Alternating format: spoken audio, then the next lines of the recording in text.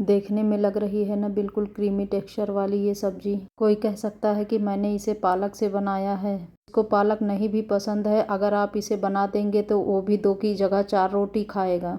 आलू पालक की इतनी टेस्टी सब्जी, चलिए इसे हम बना लेते हैं। इसे बनाने के लिए हमने लगभग 300 ग्राम के करीब पालक ले लिया है, जिसे हमने साफ पानी में भिगोकर 10 मिनट के लिए छोड़ दिया था, ताकि इसकी जो धूल मिट्टी लगी हो वो नीचे पानी में बैठ जाए। फिर इसे हमने 2 से 3 बार साफ पानी से अच्छी तरीके से धोकर सुखा लिया है। चलिए अब हम इसे काट लेते हैं। पालक को हमें जितना बारीक हो सके उतना बारीक काटना है। जब भी आप पालक को खरीदने जाएं, इस बात का खास ध्यान दें कि पालक के जो डंठल होते हैं वो काफ़ी नरम होने चाहिए। सारी पालक को हमने काट कर बिल्कुल तैयार कर लिया है। पालक में डालने के लिए हमने 3 मीडियम साइज के आलूओं को छील कर धोकर रख लिया है। ये अब हम इसे काट लेते हैं।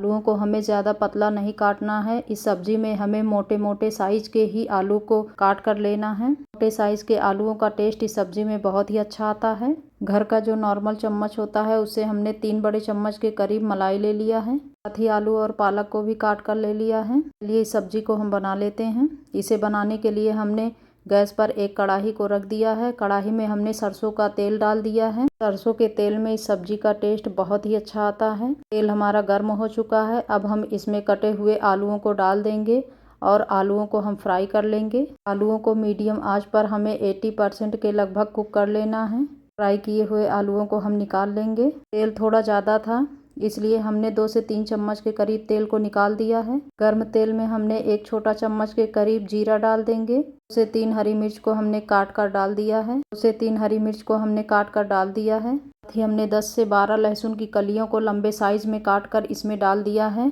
लहसुन आप थोड़ी ज़्यादा मात्रा में ही डालिएगा, लहसुन का टेस्ट इसमें बहुत ही अच्छा आता है।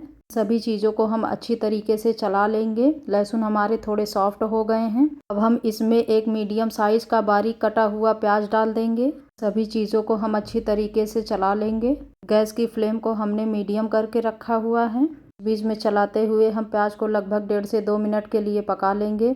इस बात का खास ध्यान दीजिएगा कि प्याज को हमें लाल नहीं करना है, नहीं तो इसका टेस्ट सब्जी में अच्छा नहीं आता है। हमारे बिल्कुल सॉफ्ट हो गए हैं। अब हम इसमें अदरक और लहसुन का पेस्ट डाल देंगे। अदरक और लहसुन का पेस्ट डालकर इसे भी हम लगभग 1 से 1.5 मिनट के लिए भून लेंगे, ताकि अदरक और लहसुन का कच्चापन बिल्कुल निकल जाए। ध्यान दीजिएगा, हमें लहसुन और अदरक का कच्चापन निकालना है।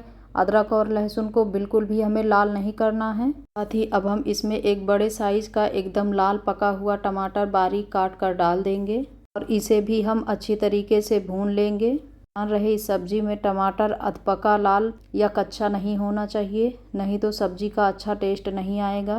टमाटर को पकाते हुए हमें लगभग 1 से 1.5 मिनट हो चुका है। टमाटर हमारे आधे से ज़्यादा सॉफ्ट हो चुके हैं। चलिए अब हम इसमें कुछ मसाले डाल देते हैं। मसालों में हमने आधा छोटा चम्मच के करीब धनिया का पाउडर डाल दिया है। साथ ही आधे छोटे चम्मच से कम हमने हल्दी का पाउडर डाल दिया है। थोड़ा सा हमने लाल मिर्च का पाउडर डाल दिया है। हरी मिर्च भी डाला है, इसलिए लाल मिर्च कम डाल रहे हैं। साथ ही आधा छोटा चम्मच के करीब गरम मसाला का पाउडर डाल देंगे और स्वाद के अनुसार हम नमक डाल देंगे।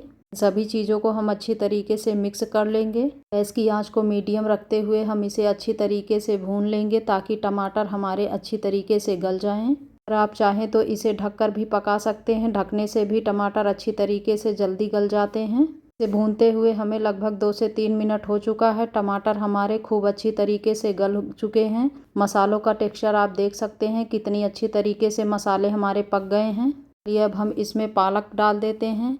जो हमने पालक को काट कर रखा था, हम सभी पालक को डाल देंगे। पालक को डालने के बाद हमें इसे बिल्कुल भी नहीं चलाना है, इस बात का आप खास ध्यान रखिएगा।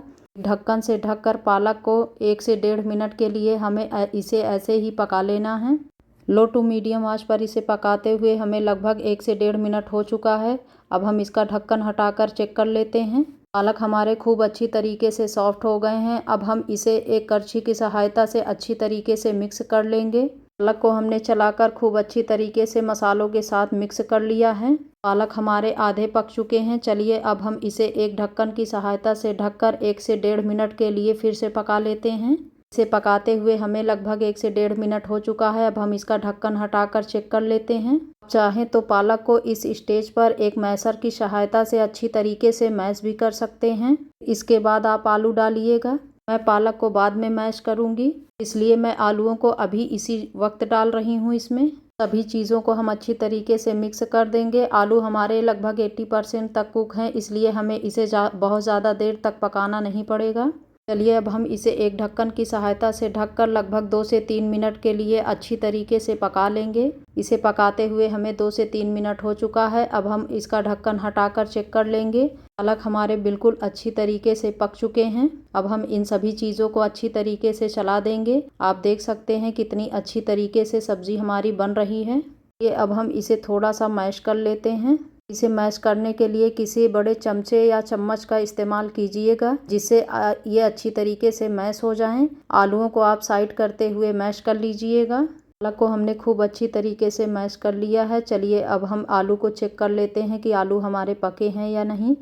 आप देख सकते हैं आलू हमारे खूब अच्छी तरीके से पककर तैयार हो चुके हैं। चलिए अब हम इसका स्वाद बढ़ाने और क्रीमी टेक्सचर के लिए इसमें मलाई डाल देंगे। हमने घर वाली मलाई को यूज़ किया है। अगर आपके पास ना हो तो आप मार्केट वाली भी यूज कर सकते हैं। हम इन सभी चीज़ों को अच्छी तरीके से मिक्स कर लेंगे और गैस की फ्लेम को हम लो टू मीडियम रखेंगे। सब्जी में मलाई का इस्तेमाल आप ज़रूर से ज़रूर कीजिएगा। इसका टेस्ट बहुत ही अच्छा आता है, बिल्कुल अलग टेस्ट आता है। मलाई को हमें बिल्कुल भी ढककर नहीं पकाना है, इसे ऐसे ही चलाते हुए हमें पकाना है। मलाई को हमने लगभग आधे से 1 मिनट के करीब पका लिया है। सब्जी हमारी बनकर बिल्कुल तैयार हो चुकी है। अब हम इसे एक अलग बर्तन में निकाल लेंगे। आप देख सकते हैं कितनी अच्छी क्रीमी एकदम सब्जी बनकर हमारी तैयार हो चुकी है। अगर वीडियो हमारी अच्छी लगे तो लाइक, सब्सक्राइब और शेयर करना बिल्कुल भी ना भूलें। बेल आइकन को ज़रूर प्रेस कर लें ताकि हमारे वीडियो का नोटिफिकेशन आप तक पहुंच सके। आप इसे रोटी या नान के साथ खाएं, इसका टेस्ट बहुत ही अच्छा लगता है।